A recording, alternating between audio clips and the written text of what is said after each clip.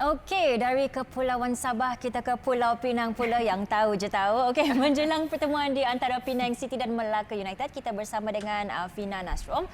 Okey, Fina, Penang FC tewas kepada PJ City dalam aksi pertama. Ini kita boleh katakan peluang terbaik untuk dapatkan 3 mata pertama.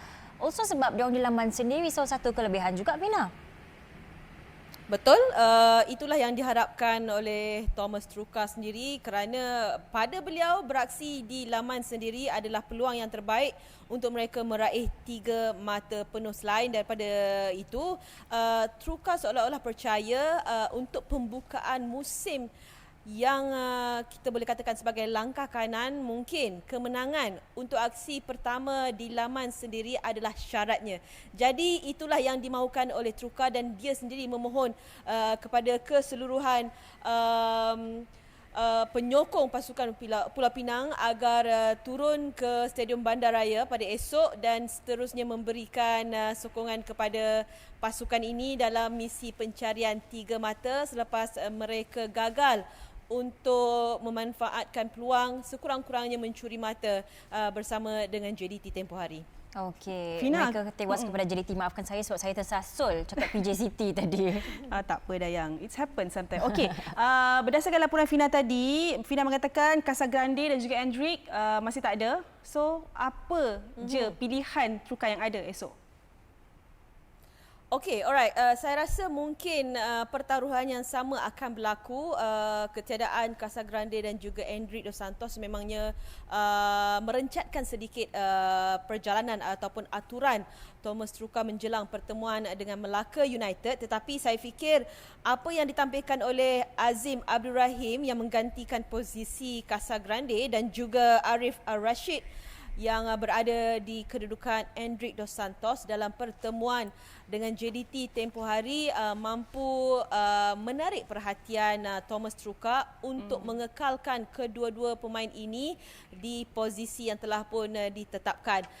Walau bagaimanapun sudah pasti kelibat kedua-dua pemain import iaitu Endrick dan juga Casagrande amat-amatlah diharapkan, namun mereka terpaksa menjalani proses penggantungan dan ini adalah perlawanan terakhir mereka digantung dan selepas ini sudah pasti Penang FC akan membawa perubahan yang lebih different untuk memantapkan lagi pasukan Penang FC bagi saingan Liga musim ini.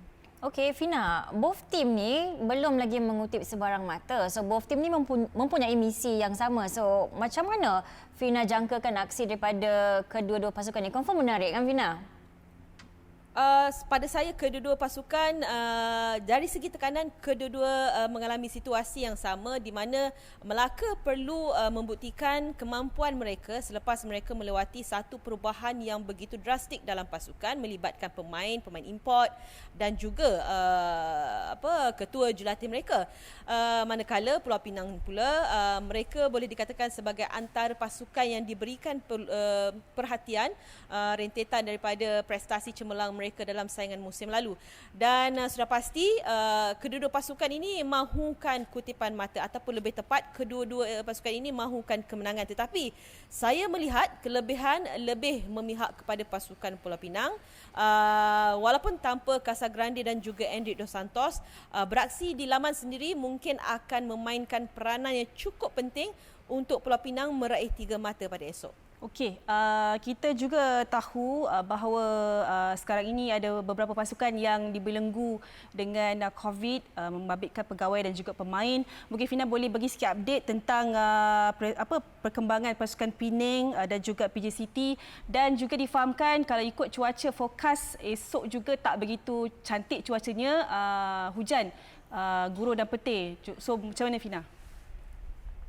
Okey, pertama berkenaan dengan COVID-19 untuk setakat ini saya melihat kedua-dua pasukan ini Penang FC dan juga Melaka United tidak berhadapan dengan sebarang isu dan sekiranya ada 1-2 pemain yang mungkin sedang menjalani kuarantin itu tidak akan memberikan kesan yang ketara kepada pasukan kerana seperti mana yang telah pun ditetapkan oleh MFL sendiri perubahan dari segi jadual ataupun penundaan akan berlaku sekiranya jangkitan ini melibatkan separuh daripada kepada jumlah pemain yang ada dalam pasukan.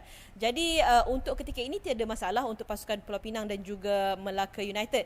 Dan dari segi cuaca, kita mengharapkan situasi yang berbeza agar mereka mampu untuk memberikan sentuhan yang sebenar dan sekaligus kita mahu melihat permainan yang lebih berkualiti. Kalau sebelum ini Pulau Pinang dilabelkan sebagai bermain parking bus ketika menentang JDT, dan kita mengharapkan mungkin situasi itu boleh berubah menjelang pertemuan dengan pasukan Melaka United nanti, Su.